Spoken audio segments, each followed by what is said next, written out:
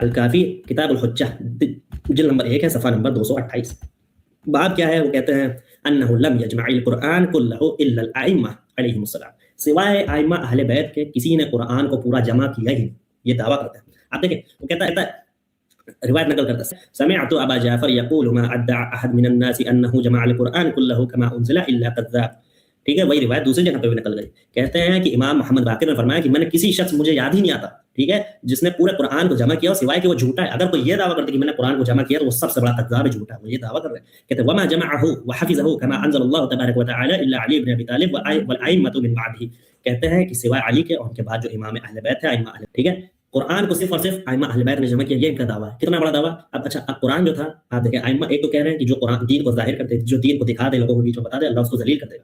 اب یہاں پہ قرآن کو بھی انہوں نے جمع کیا، کیا انہوں نے لوگوں کو بھیجا، لوگوں کو بتا دیا؟ ہرگز نہیں بتایا. انہوں نے دین کو تو چھپانے کا حکم دیا ہی، خود پہنچایا. یہ دیکھیں الاصول من الکافی، اصول کافی کی روایت ہے، کتاب ہے فضل القرآن، ٹھیک ہے. اچھا جلد نمبر 2 ہے، صفحہ نمبر 633 میں، روایت نمبر 23. کہتے ہیں عن سالم بن سلمہ، سالم بن سلمہ راوی کہتا ہے کہ قرأ رجل على ابی عبد اللہ علیہ السلام، ایک شخص آیا، وہ امام جعفر صادق کے سامنے قرآن پڑھ رہا تھا. وانا استمع حروفا من القرآن ليس على ما يقرأه الناس. کہتا ہے میں نے ایسے حروف سنے قرآن کے اس کو پڑھتے ہوئے جو اصل قرآن جو لوگ پڑھتے ہیں اس میں تو تھی، میں نے کبھی سنے ہی نہیں اس سے پہلے.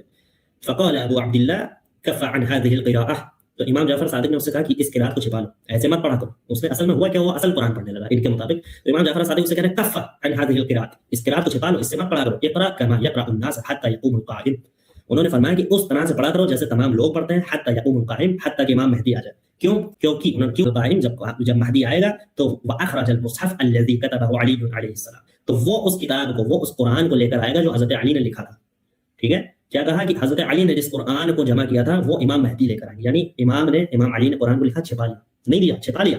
امام علی کے بعد حسن کے پاس تھا، حسین کے پاس تھا، زین العابدین کے پاس تھا، محمد باقر کے پاس تھا، جعفر صادق کے پاس تھا، ٹھیک ہے، موسیٰ کاظم کے پاس، علی رضا کے پاس، اس طرح سے پھر محمد بن حسن العسکری کے پاس، اس کے بعد میں امام مہدی کے پاس جس کو محمد بن حسن العسکری کہتے ہیں 12واں امام. اب جب وہ آئے گا تو اس قرآن کو لے کر آئے گا. تو یہ دیکھیں کہ قرآن کو بھی ائمہ اہل بیت اور ان کے دین میں چھپا لیا، قرآن کو ائمہ اہل بیت نے چھپا لیا. اچھا بات صرف اتنی نہیں تھی. اچھا میرے عزیز، اب آپ یہ بتائیں، جو شیعہ ساتھی سن رہے ہو، جو اہل سنت سن رہے ہو، آپ مجھے یہ بتائیں کہ قرآن کی ضرورت انسان کو ہے، ہم لوگوں کو ہدایت کے لیے. ان کا دعویٰ کیا ہے؟ ائمہ نے قرآن کو چھپایا.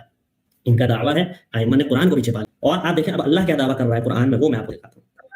اللہ قرآن میں دعویٰ کرتا ہے ان الذين يكتمون ما انزلنا من البينات والهدى من بعد ما بيناه للناس في الكتاب اولئك يلعنهم الله ويلعنهم اللاعنون.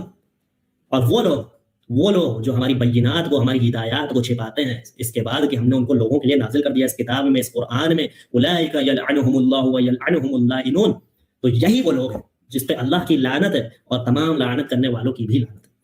تو آپ نے دعویٰ کیا کہ ائمہ اہل بیت نے پورا قرآن چھپا لیا، اپنے تک محدود رکھا. تو اللہ کہہ رہا ہے جس نے قرآن کو چھپایا، جس نے ہدایات کو چھپایا، بینات کو چھپایا، تو اس پہ اللہ کی بھی لعنت ہے اور تمام لعنت کرنے والوں کی بھی لعنت ہے. تو اب آپ بتائیں کہ ائمہ اہل بیت آپ کے نزدیک لعنت ہے، تو بڑا بہتان ہے، ان پہ بہت بڑا بہتان ہے.